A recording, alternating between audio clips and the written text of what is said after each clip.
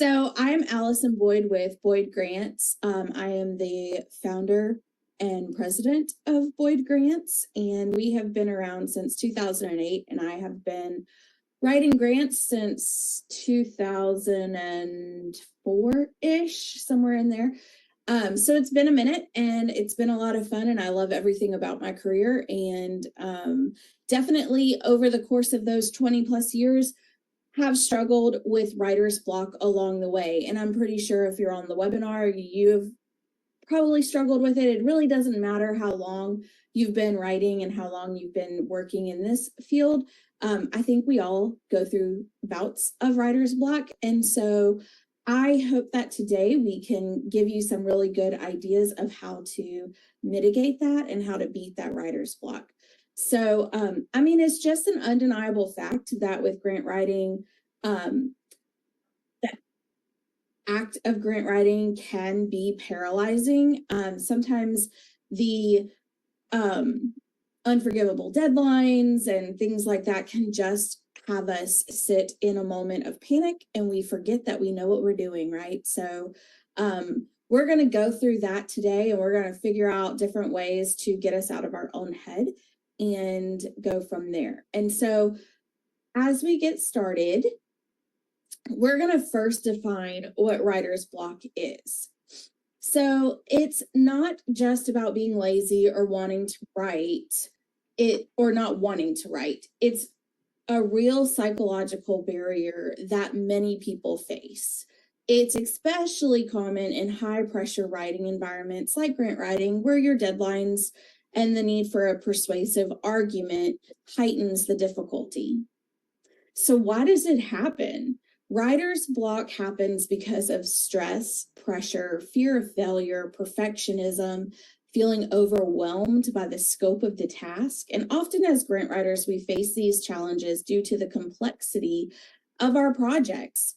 For example, we have to combine storytelling with strict factual and budgetary information, and this can be overwhelming at times. We often face these challenges also because we tend to be perfectionists, right? So the first thing we write needs to be correct, and we need to have it all together and all of these things. But the stress, pressure, fear, failure, perfectionism, being overwhelmed, that can impact your productivity. So writer's block can halt progress and lead to more procrastination, missed internal deadlines, or poorly written grant applications.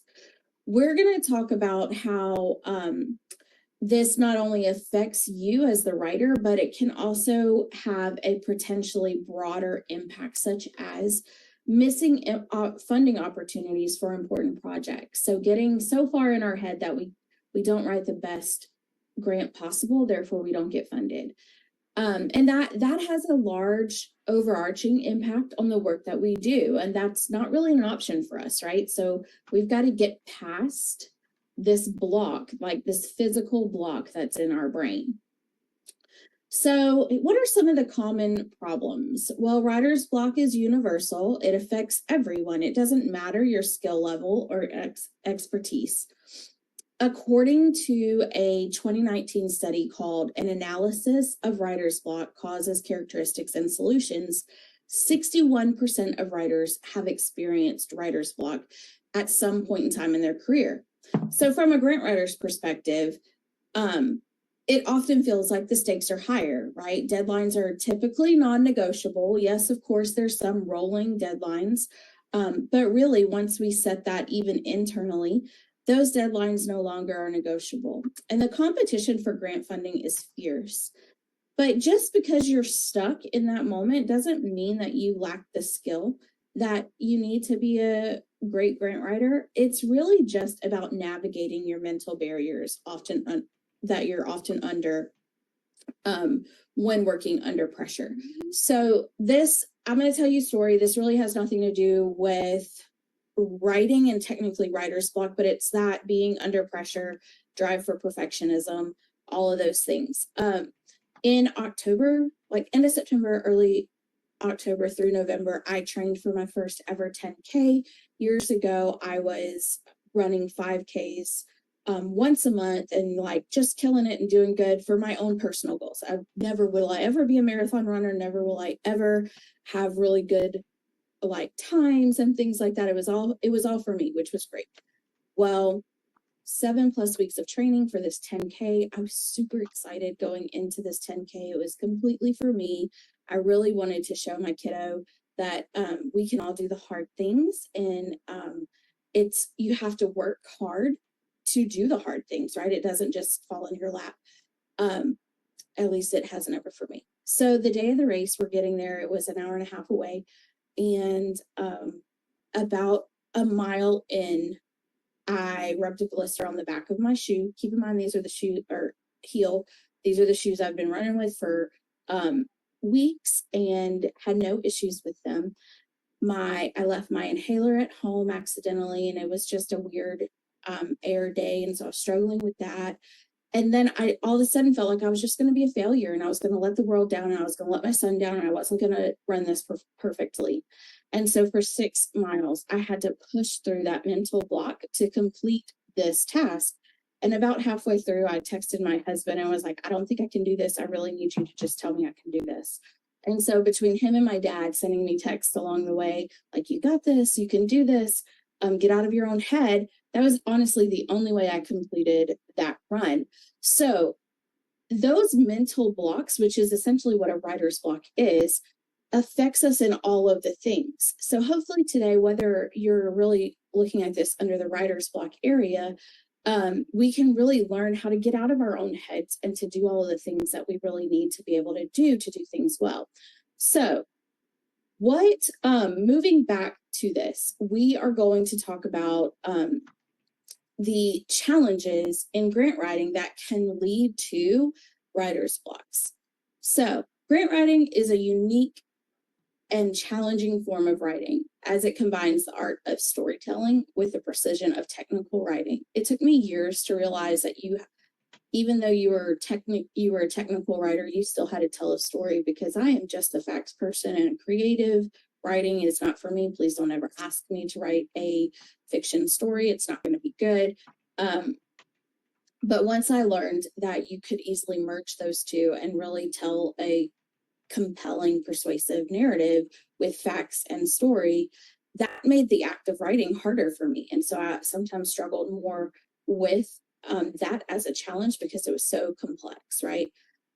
It requires a clear narrative supported by data and aligned with the funder's expectations. So it's not like you're just writing a report, right? You've got all of these things that you're trying to match up, and that inherently brings a lot of stress.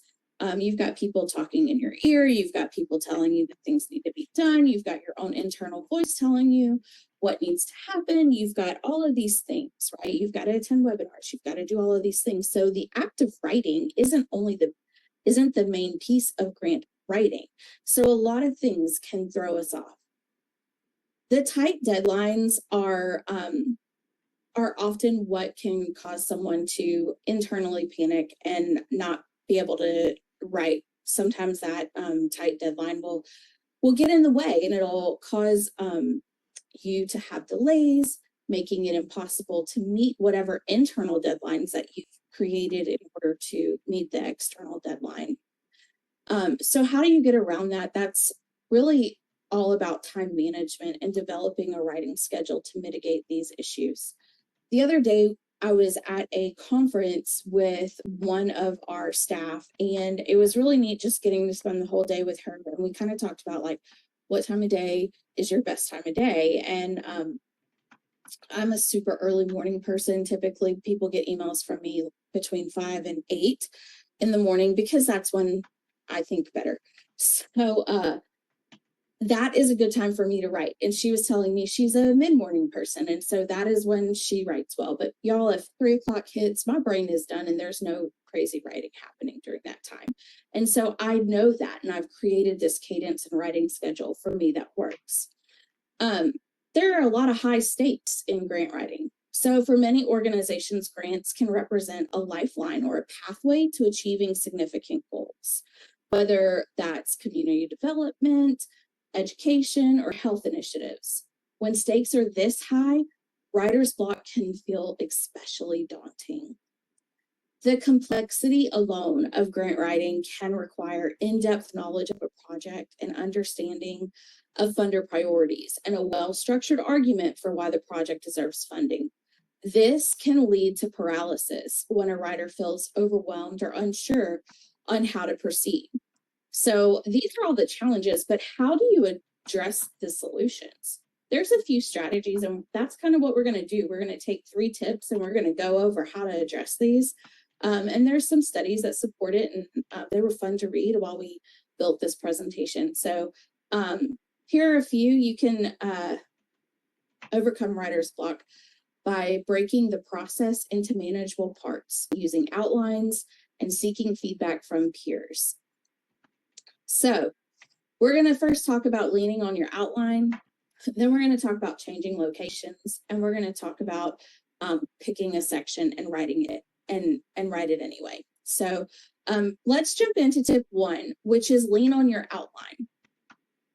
An outline is not just a preliminary step. It's the foundation upon which your entire proposal rests. So the power of an outline allows you to organize your thoughts systematically. Think of it as your roadmap. It guides you through the writing process and keeps you focused. When you start with an outline, you're less likely to feel overwhelmed because it simplifies the complex task of writing by breaking it into smaller pieces and section by section.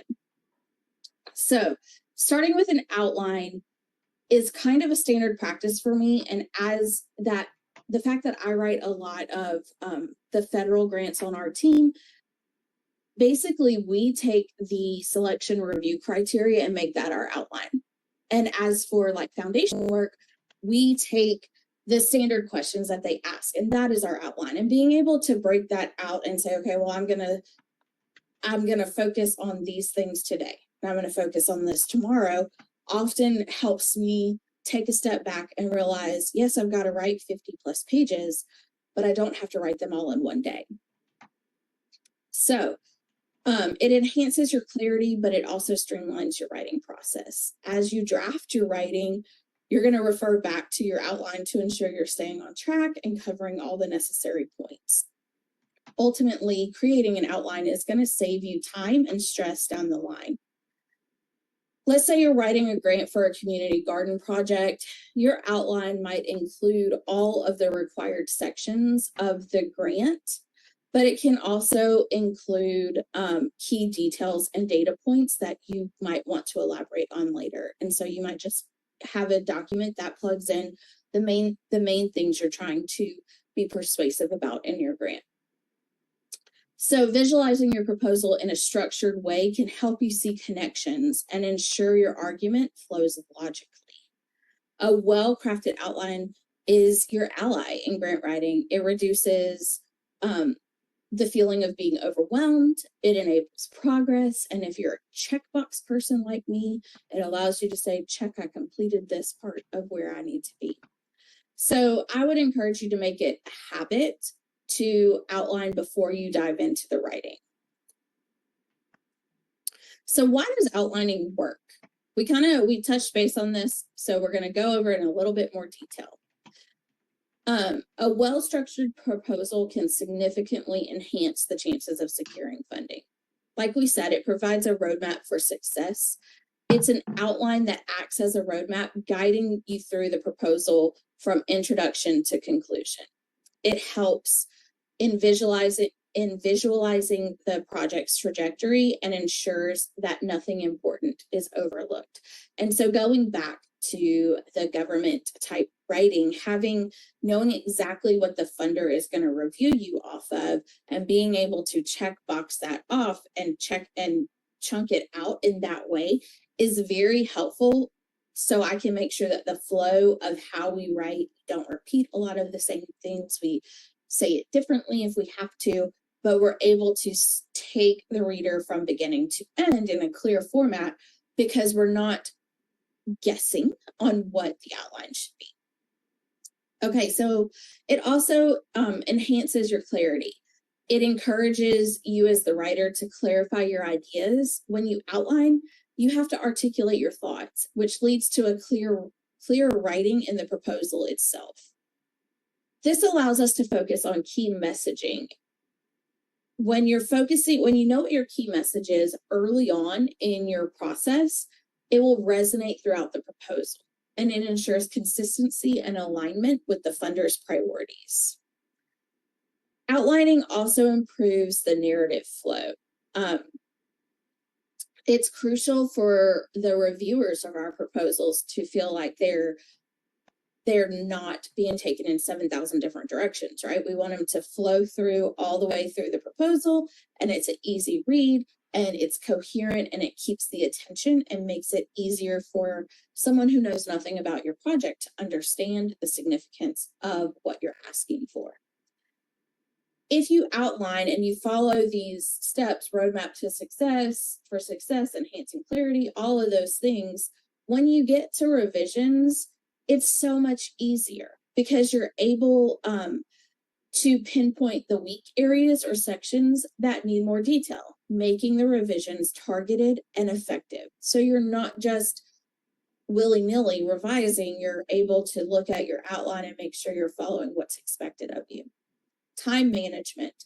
We talked about this earlier, that outlining really helps, especially if you need some time management. We live and die by deadlines, right? So outlining allows you to break down your work in manageable sections, preventing procrastination and ensuring ample time for each component of the proposal. So for us internally, we when we work with clients, we know that we have X amount of days after they provide us with the information for their content. We have X amount of days to write the narrative.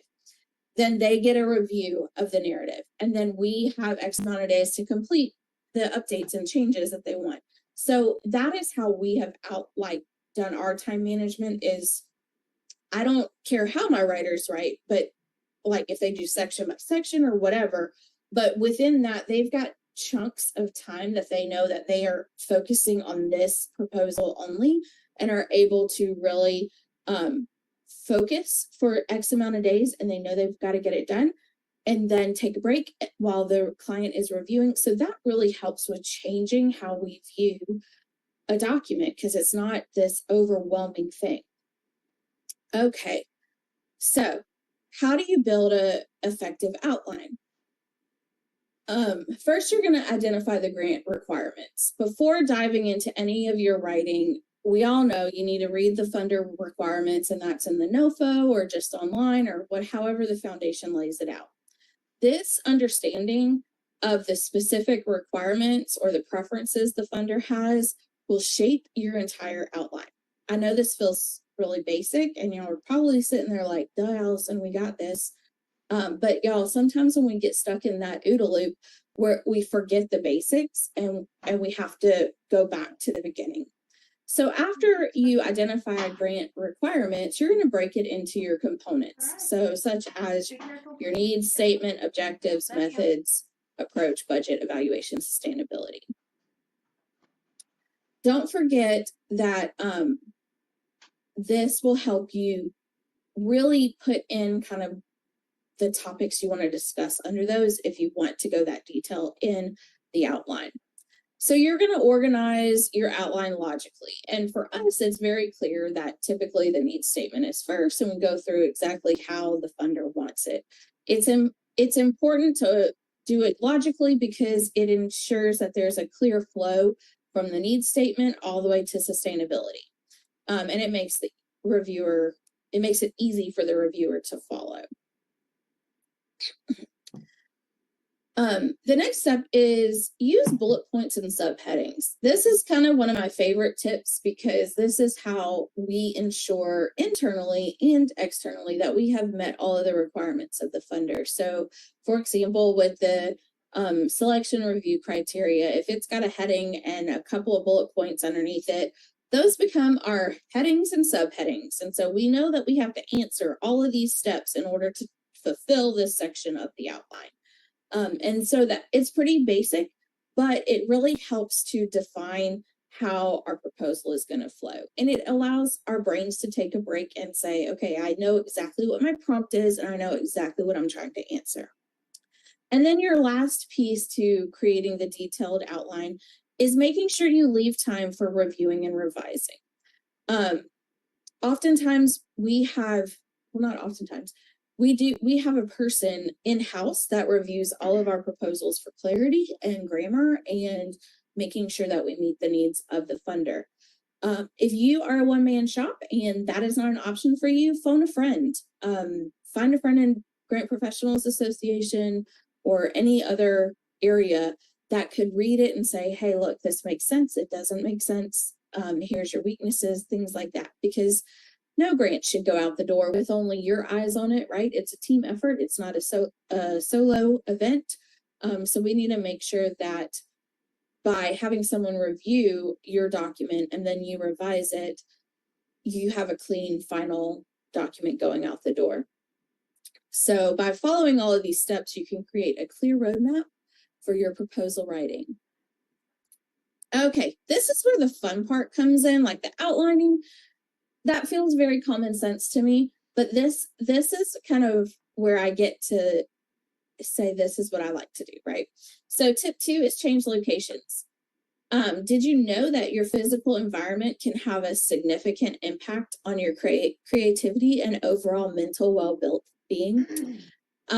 Sometimes I prefer to work outside. Sometimes I prefer to work inside. Sometimes I go to my kitchen instead of my office. It just kind of depends, right? It depends on what we're doing.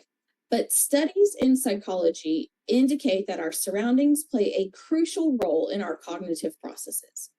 By moving to a new space, we can effectively reduce mental fatigue. For instance, when we stay in the same environment for an extended period, our mind can become cluttered and lethargic.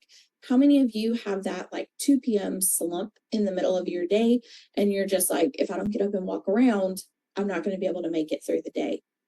That's what you're doing. You're changing locations. You're changing how your brain sees things for a minute. And this change in scenery can allow you to reset and recharge. Creativity thrives on novelty. So when we expose ourselves to different stimulus, it can lead to innovative thinking. It's especially true in environments that stimulate our senses differently. So think about how a bustling cafe or a serene park can ignite inspiration in ways our usual workspaces might not. I am a person who can listen to books on Audible while I write, but I cannot sit in a coffee shop and write because too many conversations are insane and I can't do that. But I have a friend who would rather sit in a coffee shop and hear all of the world things happen going on around her, and she writes the most beautiful proposals ever. But that is how she gets out of her writer's block, is by going and changing her location there. I go and take a little walk and come back and finish writing. So how do we implement these things? One effective strategy is to just change where you're working. So if you work in a university and you need to go take your laptop and sit at the cafeteria and work from there for 30 minutes, do that, because the blend of new sounds, smells, and visuals can help break the monotony of office life. Being surrounded by others working can also create a sense of community and motivation.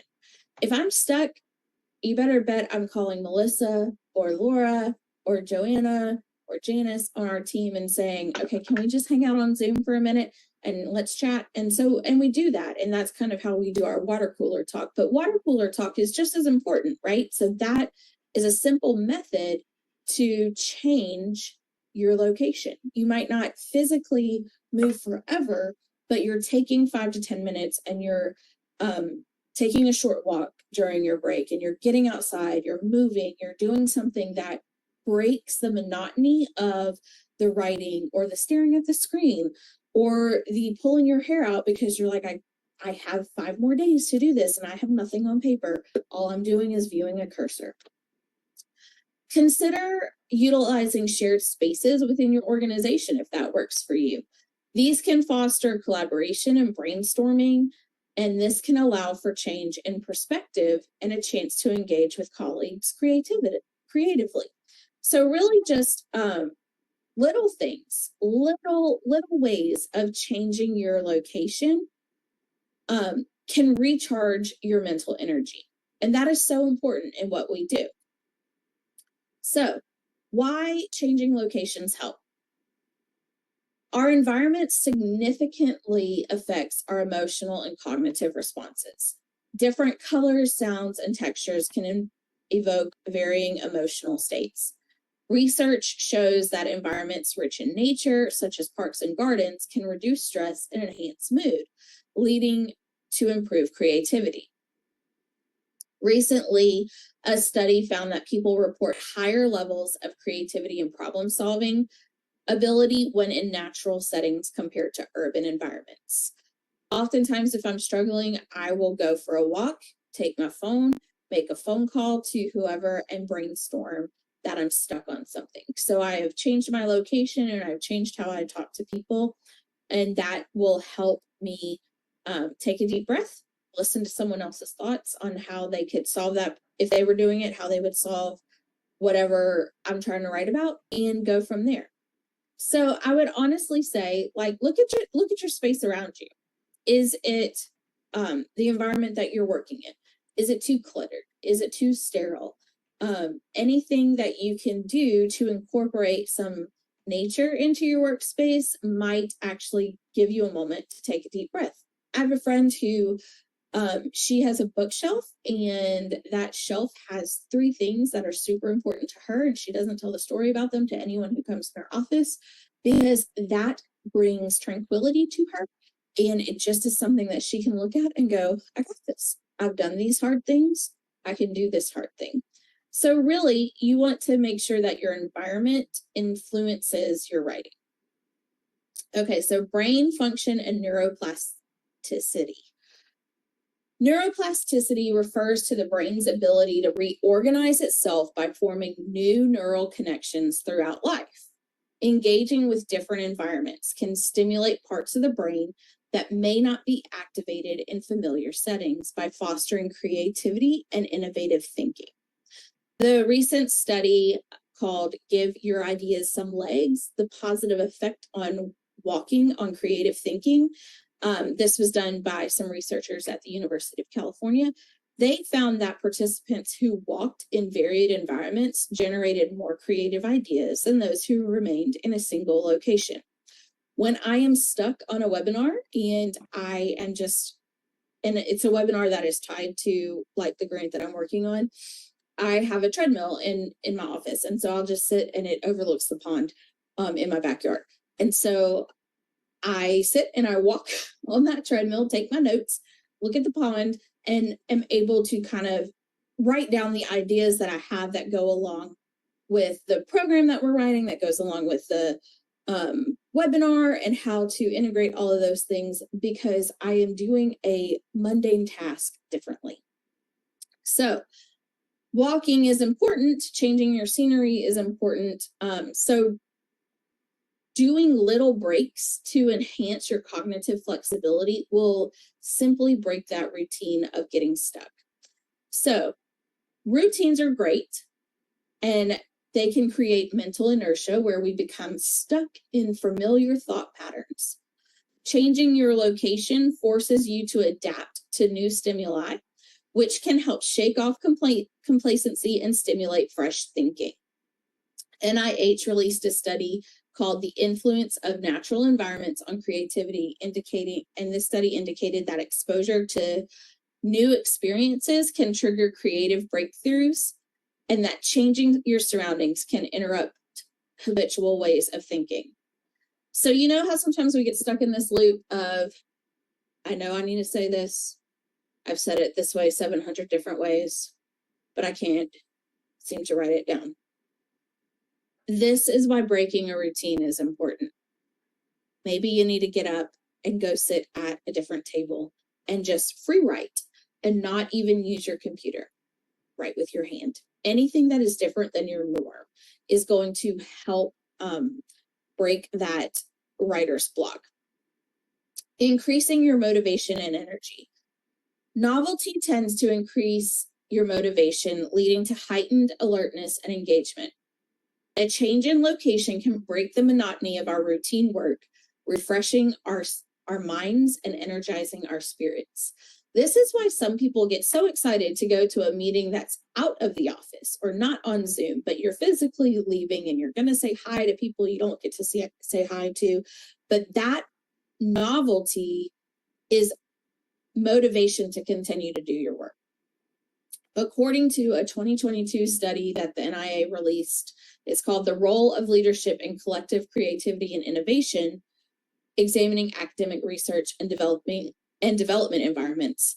Participants in this study reported increased enthusiasm and creativity when working in stimulating environments compared to traditional office settings.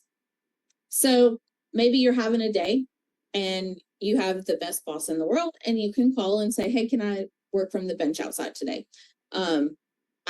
It's been so long since I've been in an actual office environment, so I don't know how that works oftentimes. However, finding a way that you can go outside, take a deep breath, come back in, get some motivation in writing. Another way to do that is creating an inspiration wall in your office with visual stimuli that can be rotated regularly. I have a wall over here that has pictures and quotes and sayings that always bring me great joy. And when I get stuck and I don't feel like going for a walk, because some days, we just don't feel like doing that, I like to read over them and take a deep breath and start it. Okay. So I suggest that you can also create team building activities or brainstorming sessions, pull a group together and work through the sections that you're struggling with. These do not have to be perfect. You can do a walking meeting. You can do anything. I used to have a boss who'd be like, okay, Allison, come walk with me. And we would walk up and down the hall. And it was not a very long hall. So we did a lot of laps up and down a very short hall. And we would walk through whatever she was struggling with or I was struggling with for writing. And we would walk through different ways on how we would change how we say something, right? And so we changed locations physically, mentally, all of the different things. So make sure that when you're stuck, you remember to get up, take a breath, take a break, okay? Okay, so what are some practical ways to change location? So we kind of talked about it. Work in a different room, use standing desks. I have a friend who that's all she does is a standing desk. And she's got a little walking pad underneath it. And man, she gets every step in possible throughout the day because she's not just sitting down, right? Her energy isn't lagging because she's standing and walking and she's doing something different than how I write and how I work. Try working in a co-working space, office in the great outdoors for a little bit, and changing your commute. So go from your office to the library or whatever that looks like. Just make sure that you know that changing your location doesn't have to be expensive or time consuming. It can just be a few minutes. It can, it really is, the importance is that you can create more dynamic and productive work environment by just moving where you sit. It's as simple as that. So our next tip is pick a section and write it anyway. Sometimes we get stuck and changing your location hasn't worked. And sometimes it's just a daunting grant, right? And you're just like, I know I should know this, but I don't. So when you get stuck in the perfectionism track, just break free from it by picking a section and writing it anyway. It doesn't have to be perfect. You don't have to have all of your studies aligned for the needs section. You don't have to have all of your data ready. You don't have to have all of that. The goal is really just to get your ideas on paper. It's not to be perfect the first time. And by doing this, you're going to build your momentum. So when you start writing one section, it creates a sense of momentum. You have a feeling of, I've completed this and it's going well, and now let me jump into the next section.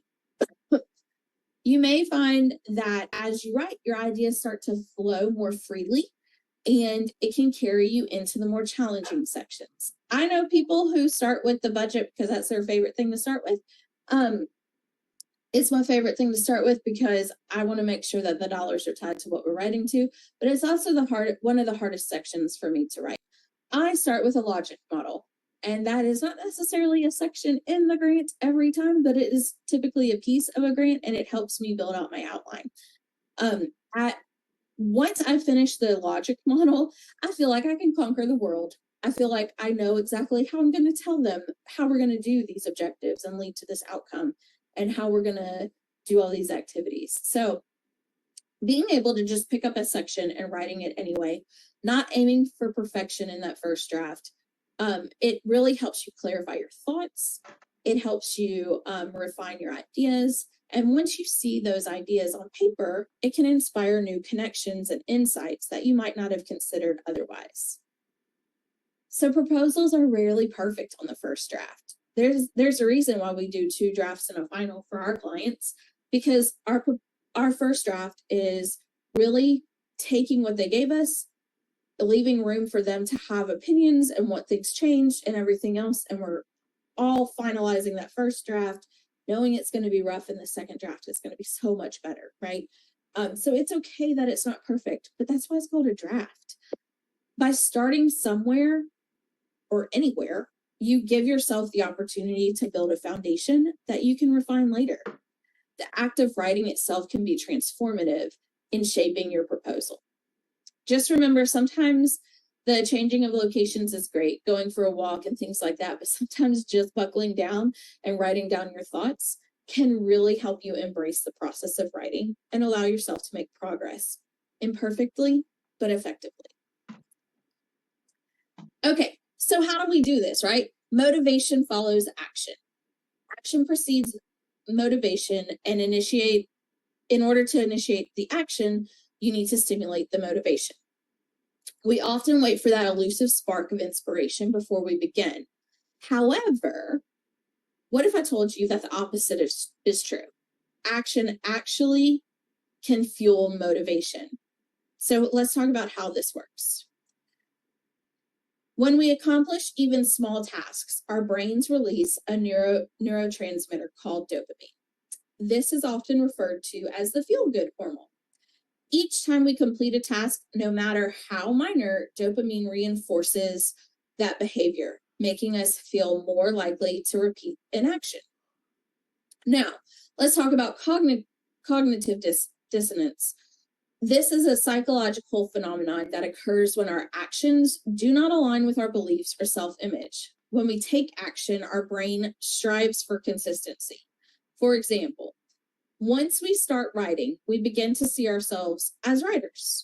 This self-identification naturally drives us to write more, creating a positive feedback loop using motivation. Understanding these 2 things can be a game changer. It shifts the narrative from waiting for motivation to take small steps to initiate action. Now that we understand how our brains work, let's talk about the importance of taking small steps. It's crucial to remember that you don't have to wait for the perfect moment of inspiration to begin writing. Think about it. Think about all the successful writers, besides the ones that we know who are phenomenal grant writers. But think about people like J.K. Rowling or Stephen King. They didn't wait for grand inspiration to write their masterpieces. Instead, they started with a small, manageable action that gradually built momentum. They had a small idea, and then as they wrote down that idea, the stories began. So how can you initiate action? Here's some practical techniques. Set a timer. I have a friend who sets a timer for 10 minutes, and she just calls it flow writing, and she just writes.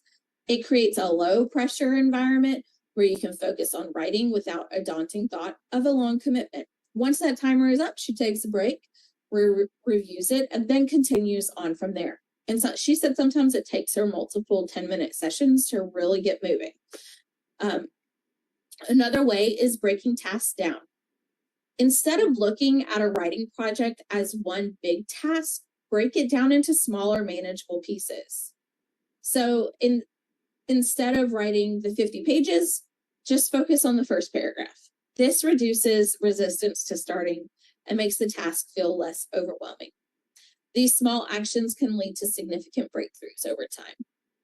One more thing that you can do, the more that you act, the more motivated you'll become. So think of every small action can start your writing process. So as you go throughout the rest of your day, think about different ways that can motivate you to take a big project and create a habit of maybe setting a timer, going for a walk, anything that will provide you to have action, which leads to motivation.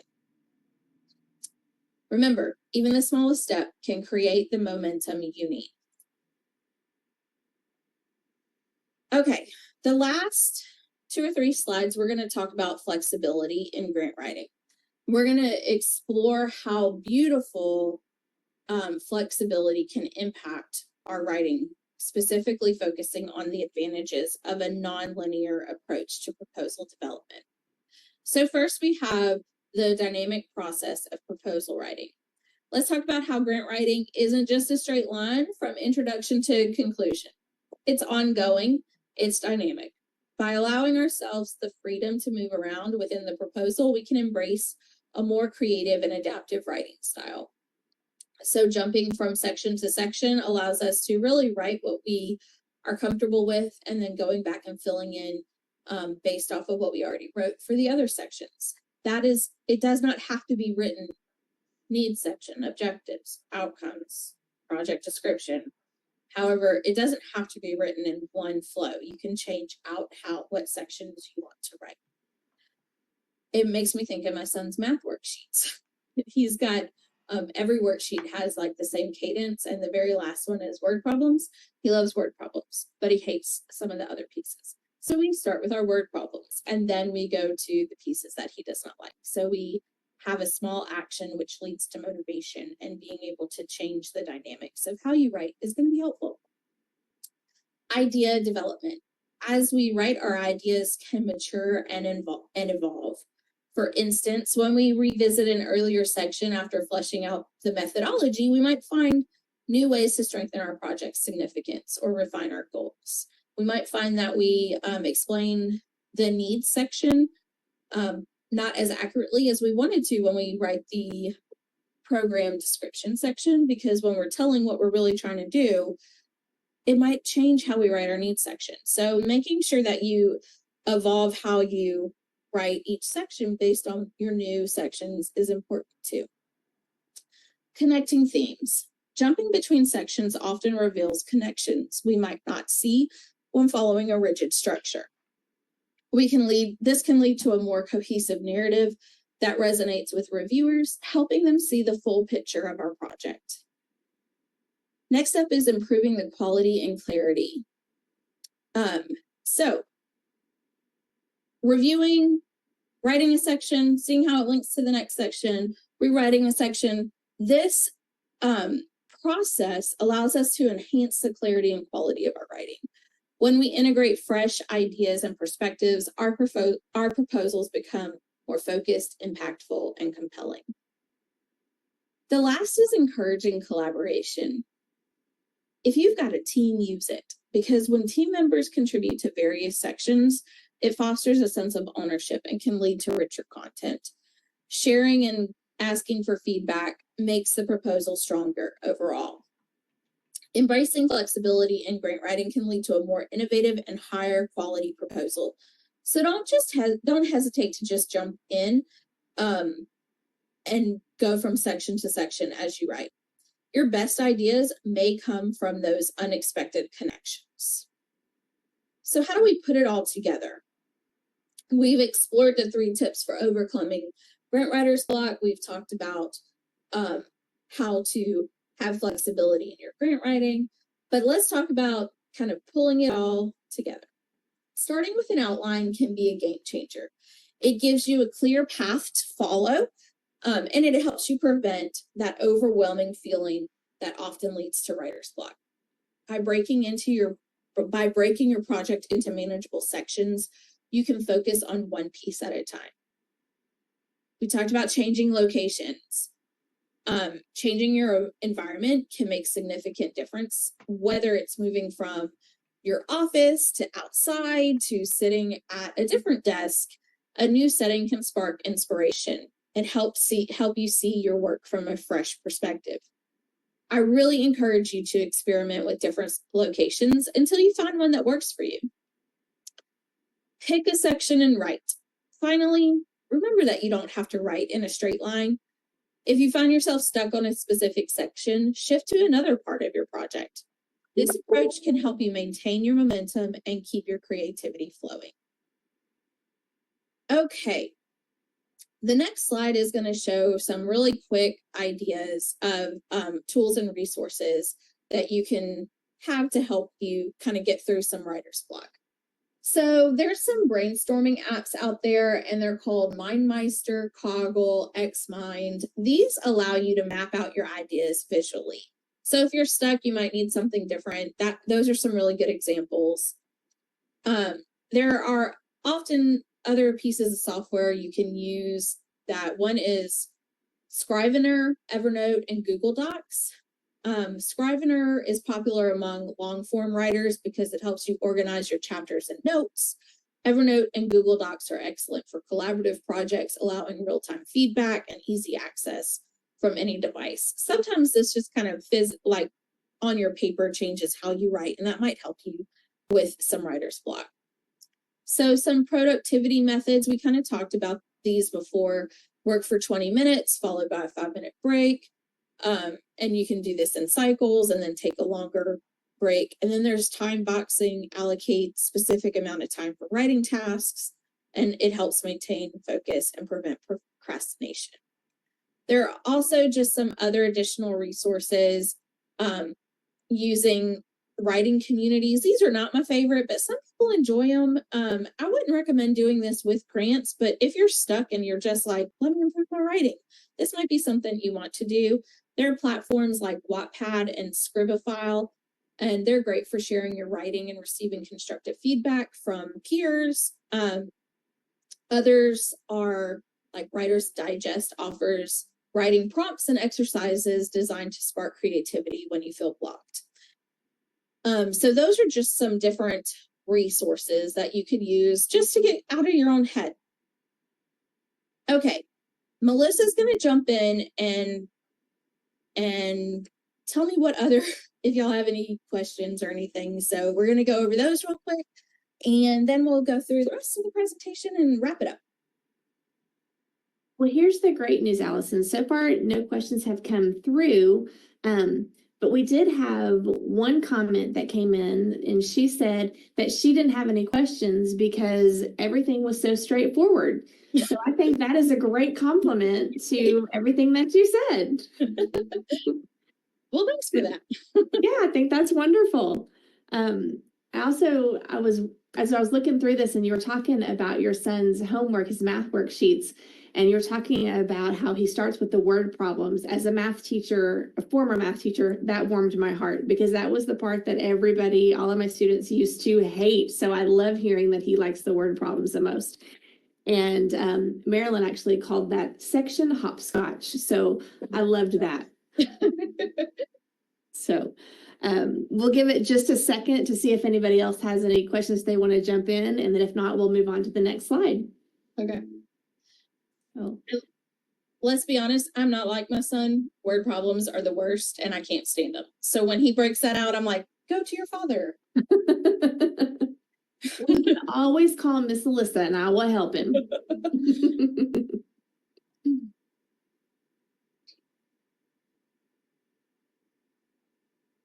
All right, Marilyn did come in and she said, are there any thoughts on ChatGPT or any AI software for generating ideas, but not content? Tricky in this day and age for writers. Love that you clarified generating ideas and not content.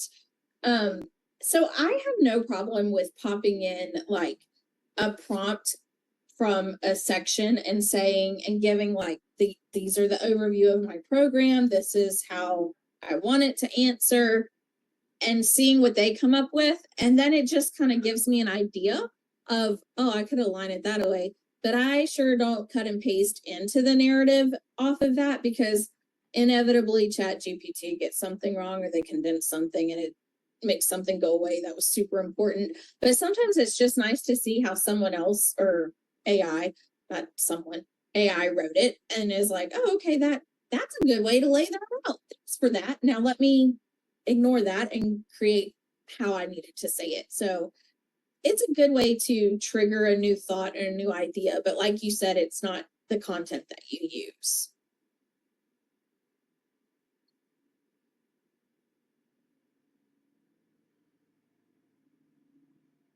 All right, does anybody else have any questions before we move on? If you think of something later, you have our emails. You can jump in and give us a question later. And like last month, or the month before, because last month I was sick, we went back and reviewed some of the questions on LinkedIn and we're able to answer them too. So if anything else comes up, I'll monitor that over the next week and answer questions off of that, if that works. Okay, so we have a really cool new initiative happening starting in January. And this is going to be called Monthly Office Hours. It's such a unique name, y'all. So the purpose of this is to provide an open, structured platform for anyone to just chat with me and ask their questions. And so it's going to be a monthly thing. It has a 15-minute window. And so we just chat. And if it leads to a deeper conversation, we'll set up a different type of meeting. So if you've got other questions that align with any of these webinars or anything that you just are like, I'm stuck on this grant, or I have an idea and I can't get past it. And you need a friend to chat with, well, let's be friends and let's do that. So it's a 2-hour window, but it has 15-minute intervals, and it's a time for us to just get to know each other and ask all of the questions and see how we can help you keep moving forward in your grant professional career and all of those things. This is just a FYI. You don't have to do it, but I would love if you had any questions or wanted to chat one day. This is a perfect place to do it. So in the email after this presentation with all of the good stuff, there's going to be a link to sign up for it for January, and then we'll have it once a month after that. All of any other type of things are available through Boyd Grants Academy, and then after this session is over, a free resource will be emailed to you following the presentation as a thank you for your participation. And of course, if you want to contact us, info@boydgrants.com is the quickest and easiest way. You can follow us on LinkedIn. You can jump to our Academy webpage.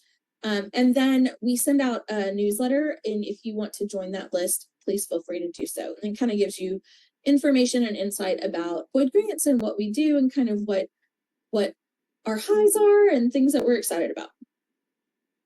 Okay, so once again, thank you so much for joining us for How to Beat Writer's Block. This was such a fun presentation to put together because this is a world that we all live in. It doesn't matter how long you've been writing. We struggle with it all the time.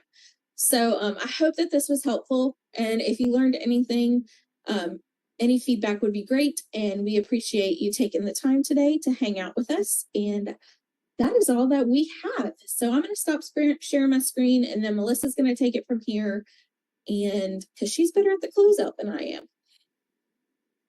Thank you all for coming, for participating, and just a reminder that we do have another webinar scheduled in January and in February. So if you have not had a chance yet to register for those, jump on over to our events page and get registered for that. I will also have a link in the email that follows that so that you can register for those as well. So hope you guys had a wonderful holiday for Thanksgiving and have a great Christmas as well.